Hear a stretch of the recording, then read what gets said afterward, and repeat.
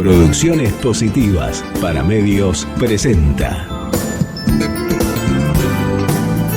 Tiempo de Radio. ¿Qué tal? ¿Cómo están? Bienvenidos a todos los que están por allá y también a los que están en Facebook. Hoy estoy onda Fito Páez, ¿no? Más o menos. Bueno, creo que sí. Miren, y acá estoy con el Raid en la mano, como les dije, en realidad es otra marca, pero bueno, no importa. La idea no era publicitar esto, pero bueno, vino un invitado que nadie lo invitó y está volando arriba mío. Es increíble, estas cosas me pasan a mí nada más, no creo que ocurra en ninguna otra parte que no sea acá.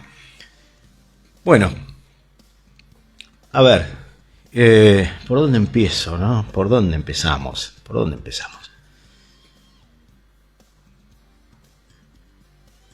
Estaba pensando el otro día en el partido de Argentina y Francia, o de Francia y Argentina en el Mundial, en el último Mundial. Vamos a bajar la cortina, ahora que me acuerdo, a ver si los muchachos de Facebook se enojan. Y me acuerdo que todos los sentimientos, todas las sensaciones pasan por la panza, ¿no? Ocurre esto. Y la verdad que tenía como una dureza en la panza hasta que, ¿no? Los primeros 10 minutos donde se canta el himno, etcétera, etcétera, ¿no? Y empieza el partido, toda la tensión y todos los sentimientos pasan por la panza se pone dura y uno está tenso, nervioso.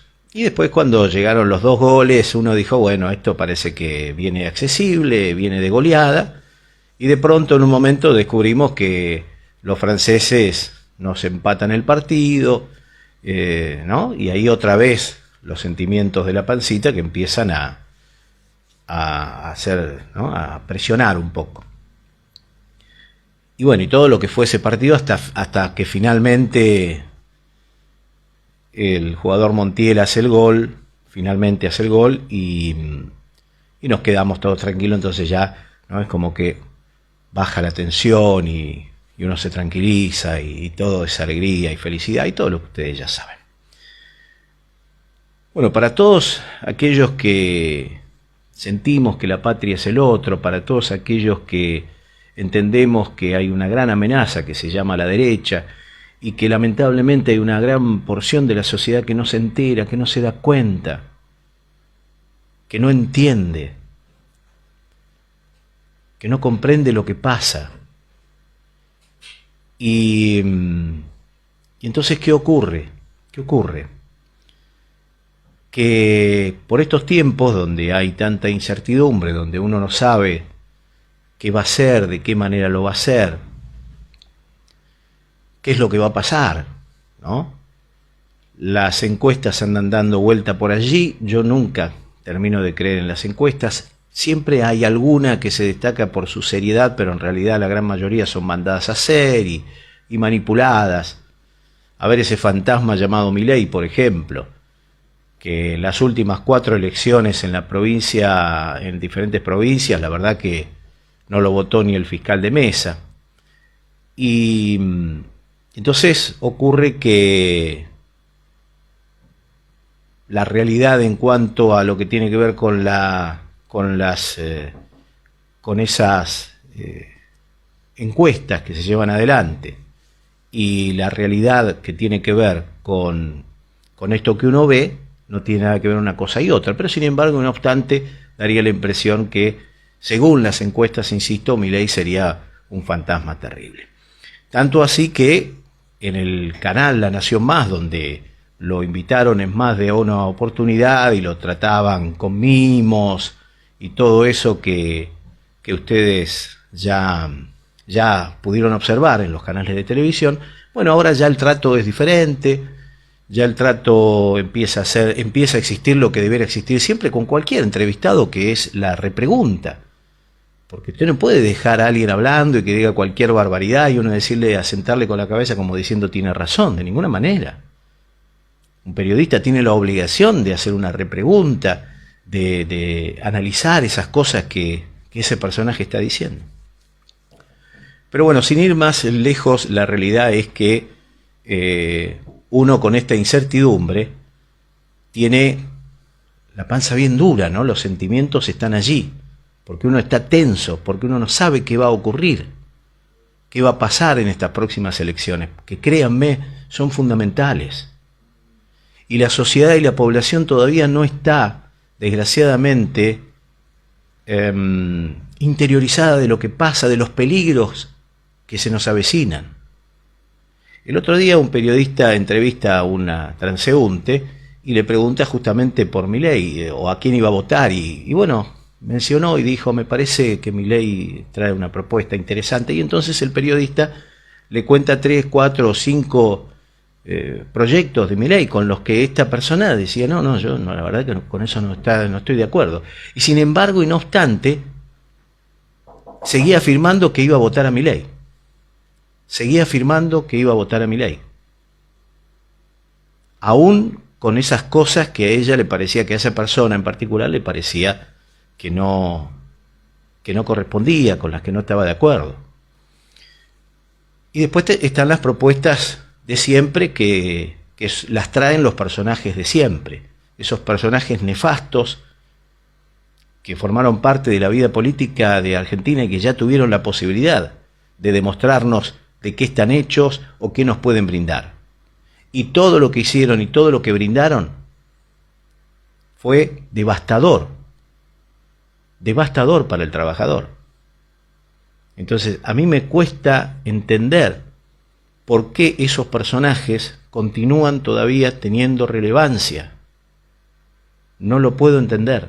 Me cuesta horrores comprender cómo esas personas que ya nos probaron lo que hacen. ¿Y qué hacen? Bueno, asesinan a Santiago Maldonado, a Rafael Nahuel, le bajan el porcentaje, en un porcentaje importante, los ingresos a los jubilados.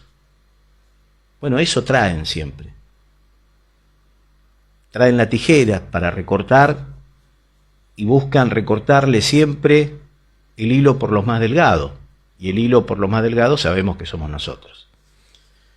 Entonces, esos nervios que uno trae permanentemente, esa incertidumbre, no se extiende más allá de un tiempo prudencial. Bueno, un partido de fútbol, en definitiva, pierde el equipo, gana el equipo, a nosotros en definitiva no nos iba a cambiar mucho. En aquel caso esto es muchísimo más serio, pero todo pasa por los sentimientos. Aquellos tiempos, hace muchos años, cuando uno quería declarársele a la señorita que le gustaba, también, ¿no? Estaban esos dolorcitos de panza, esa panza que se ponía dura, y después la chica le decía sí o no, y bueno, y bajaba toda esa adrenalina. Bueno, acá es algo que se mantiene ese dolor, esa complicación, esa incertidumbre. Y creo que le debe pasar a muchos en este momento. Porque estamos en un momento que, insisto, se extiende más allá de lo tolerable. Porque no sabemos qué va a ocurrir. Que la amenaza está presente, está. La amenaza de que la derecha otra vez vuelva al poder. Y los nuestros que todavía no sabemos qué es lo que van a hacer. Concretamente entendemos que no pueden separarse, deben seguir unidos, pero para ello, como decíamos el sábado próximo pasado y como lo venimos diciendo hace tanto tiempo, debe haber unas pasos amplias donde nadie se baje. Unas amplias pasos donde todos se queden y después la ciudadanía sabrá por dónde ir. Lo que no debe ocurrir otra vez que nos señalen un camino y que digan es por ahí y nosotros no tengamos ninguna otra opción. Porque ahí va a haber ya personas integrantes del Frente de Todos que eso no lo van a tolerar y ya lo han anunciado en estos últimos tiempos y yo los entiendo. Porque no podemos otra vez estar padeciendo 4 años en este limbo de hoy, en esto que ocurre hoy. De ninguna manera, porque no se ha modificado esa situación del trabajador que hoy tiene grandes dificultades, porque el mercado sigue dominando nuestras vidas sin un Estado que le ponga freno, que le diga hasta acá. Yo siempre me refiero al mercado de los alquileres, que es un mercado totalmente descontrolado, desbocado. Hacen lo que se les da la gana e inclusive ya están pidiendo que uno pague alquileres en dólares. Fíjense hasta dónde hacen lo que se les da la gana. Y no hay un Estado que le ponga freno. Y como en los grandes medios de comunicación siempre se habla, y los candidatos también lo dicen, los candidatos de la derecha, denostan al Estado, y se empieza a crear un sentido común que realmente el Estado es el problema, y no es el Estado el problema. El problema es el mercado sin controlar, el famoso libre mercado, ese que propone siempre la derecha como una solución, como una salida, y nunca ha sido una salida, ha sido un prejuicio. Los mercados han funcionado bien cuando se los controla, porque los mercados no piensan en el bien común.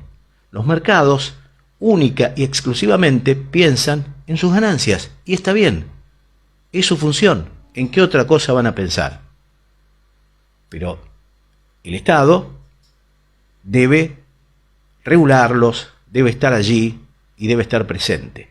Ahora, ¿cómo la sociedad no puede entender la importancia que tiene el Estado y lo importante que es que controle a los mercados? ¿Cómo después de tantos y tantos años donde se ha fracasado permanentemente con esto de liberar los mercados y que el mercado regule absolutamente todo, eso no ha ocurrido? Y ahora llegamos en pleno siglo XXI a que alguien, un delirante, que supuestamente tiene mucha aceptación en la población, nos diga que bueno, tendría que haber también un mercado de órganos. ¿Por qué no? Y que libremente alguien pueda vender un pulmón o un riñón o lo que fuera para sobrevivir. Entonces, algo ha pasado con nuestra memoria que no podemos describir y no podemos identificar al enemigo, y entonces volvemos una y otra vez sobre nuestros pasos para otra vez elegir a quienes nos van a destruir la vida, nos van a condicionar la vida, nos van a, perdóname la expresión, nos van a joder la vida como lo han hecho siempre. ¿Cómo no lo podemos identificar? Y después la derecha, con habilidad o sin habilidad, nos ha robado las palabras. Por ejemplo, la palabra libertad. Yo considero que libertad es una palabra muy importante. La libertad, por ejemplo, de poder elegir dónde quiero vivir. La libertad de poder elegir cuáles son los productos que quiero consumir y que esos productos estén al alcance de la población en general, de los trabajadores. Quiero elegir dónde vivir. Estaba escuchando a Grabois el otro día con una propuesta que dice que a 30 kilómetros de la ciudad él identifica terrenos donde uno puede llevar adelante un plan de viviendas que sea con una propuesta más amplia que lo que es el plan Procrear, que básicamente es como jugar a la lotería y ganarla, cosa difícil, ¿no? Ahora yo me pregunto, ¿por qué los terrenos no pueden ser aquí y tienen que ser 30 kilómetros para otro lado? Claro, porque está mal visto. En los medios de comunicación eso está mal visto. Ahora fíjense cómo tierras del Estado, como ocurre en Cava, el Tiro Federal, que es un lugar histórico, Horacio Rodríguez Larreta pudo sacar ese Tiro Federal, llevarlo a otro lado, y allí, en tierras del Estado, hizo un maravilloso negocio inmobiliario. Pase cuando quiera por ahí.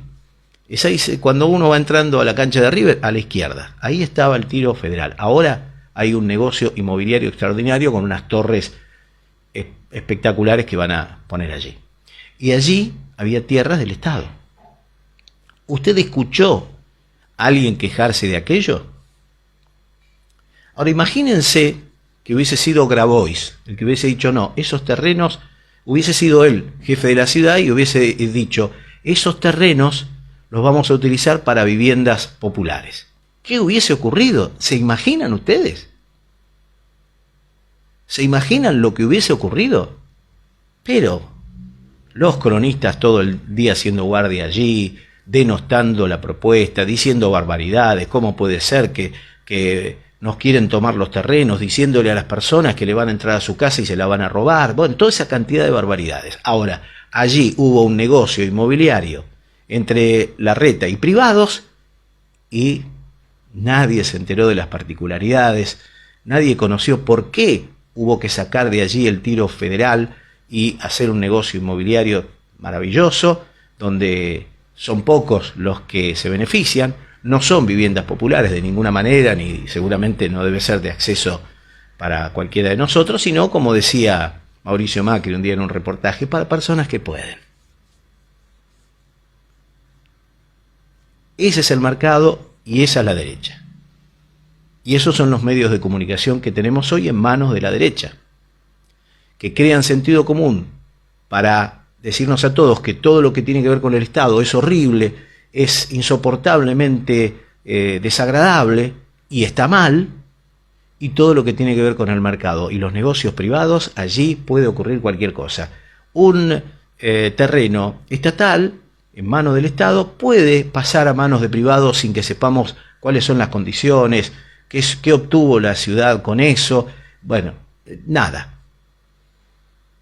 Pero si de pronto un jefe de la ciudad o un gobernador de la ciudad sería de extracción popular y se le ocurriera que en esos terrenos se edificaran viviendas para el común de la gente, para parte de esos 11 millones de inquilinos que estamos penando para ver de qué manera podemos alquilar una vivienda, bueno, allí crearían el sentido común para que todo el mundo diga que eso está mal. Entonces algo nos está pasando como sociedad que, punto uno, nos olvidamos.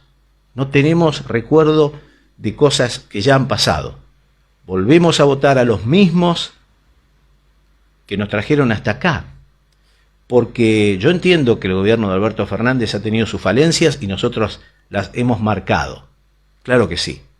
Pero también entiendo que esta vez sí, hubo una herencia muy difícil de levantar. Una deuda con el Fondo Monetario Internacional impagable, en un momento en el que todavía la Argentina no cuenta con los dólares necesarios para poder afrontar esos pagos.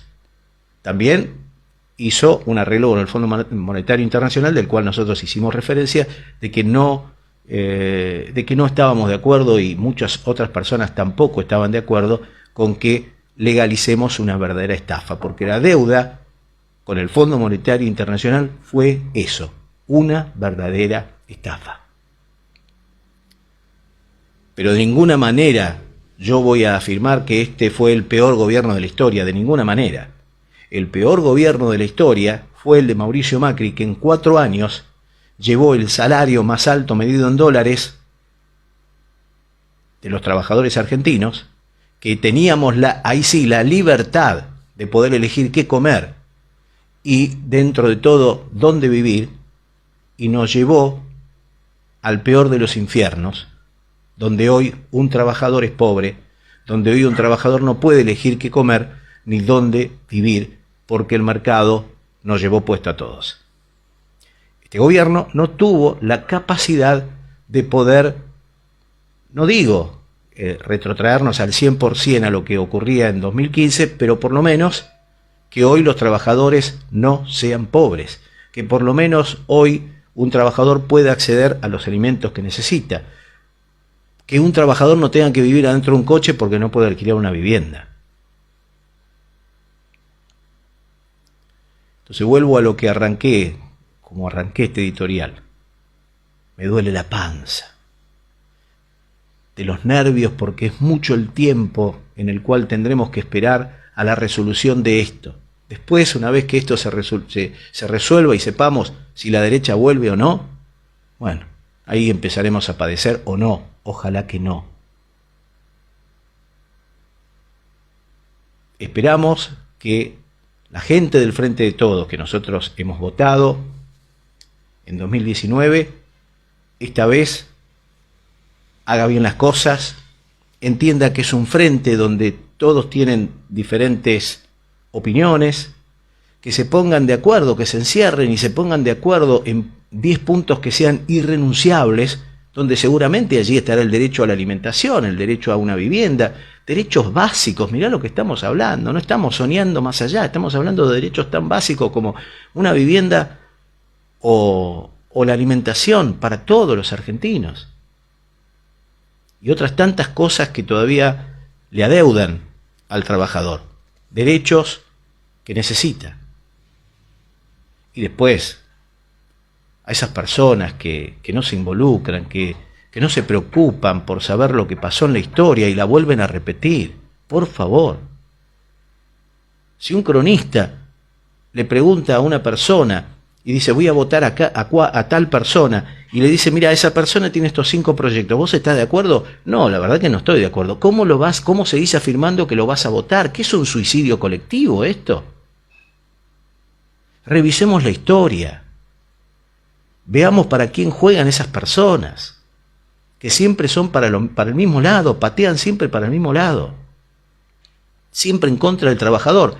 Y la diferencia entre 2015 y esta elección de 2023 es que no hay un colchón, porque antes partimos desde acá arriba y ahora vamos a partir de muy abajo, y ellos vienen con la tijera para seguirle cortando a los de abajo. En el mercado no van a tocar nada, se han reunido con empresarios para decirles quédense tranquilos que sus intereses están salvaguardados. ¿Qué pretenden? ¿Qué más pretenden recortar? No sé. Pero lo bueno de estos 40 años de democracia, si hay algo bueno, es que nosotros podemos elegir. Podemos elegir, después nos podemos equivocar o no. Pero votando a la derecha ya sabemos de entrada que nos estamos equivocando. ¿Por qué hay una parte de la población que se niega a entender esta realidad que es tan palpable, es tan visible? ¿Cómo Horacio Rodríguez Larreta puede tener la imagen que tiene diciendo, por ejemplo, que él, bueno, las clases, la cantidad de días de clase para él es fundamental? Y después las escuelas de Cava están llenas de ratas. Y después 5.000 niños no tienen vacante, especialmente la gente de la zona sur de Cava, porque a él le gusta la parte norte. Nadie se fija lo que está pasando en Cava. Insisto, por ejemplo, con el gran negocio inmobiliario que hace este señor, que entrega tierras que serían de todos los habitantes de Cava y hace negocios inmobiliarios y no es capaz de ver la posibilidad de hacer viviendas. Fíjense lo que ocurrió allí, creo que era Caballito, Flores, con una casa que se vino abajo, con personas que no tenían para pagar un alquiler y que estaban viviendo allí en una casa tomada. ¿Por qué no ese lugar tan hermoso donde estaba en este caso, el Tiro Federal? ¿Por qué no hicieron viviendas para aquellos que no pueden obtener una vivienda, en lugar de hacer un negocio inmobiliario como el que se hizo? Pasen y vean, fíjense. ¿Cómo nadie cuestionó aquello? ¿Qué es lo que pasa? ¿Por qué nadie sale y dice esto está mal y todos los días, como hacían ellos, como hicieron ellos con Cristina para denostar a Cristina, todos los días, bueno, tomar esos temas y todos los días hablarlo? Nadie los habla. ¿Usted escuchó hablar de lo que está pasando allí? ¿Usted escuchó hablar lo que está pasando allí en Avenida Libertador, en esa calle, creo que es Udaondo, me parece, donde se ingresa a la cancha de River? Los pormenores de ese negocio inmobiliario. ¿Puede ser que haya periodistas que tengan un precio y cierren la boca por un sobre? ¿Puede ser? Sí, puede ser. Pero sí, insisto, lo único que sí podemos rescatar de esta frágil democracia que tenemos hoy, que podemos elegir. Pero para elegir tenemos que informarnos. E insisto, hay un muy grande material de bibliografía para poder saber lo que pasó en el pasado y quiénes son estos personajes que hoy se presentan como nuevos. Por ejemplo, López Murphy, hablar con sus hijos, explicarle quién es López Murphy, por ejemplo. Un ministro de Economía que creo que duró 2 semanas. De decirle quién es Cavallo, que es el referente principal de Milei. Pero por favor, honremos la democracia, pero participando.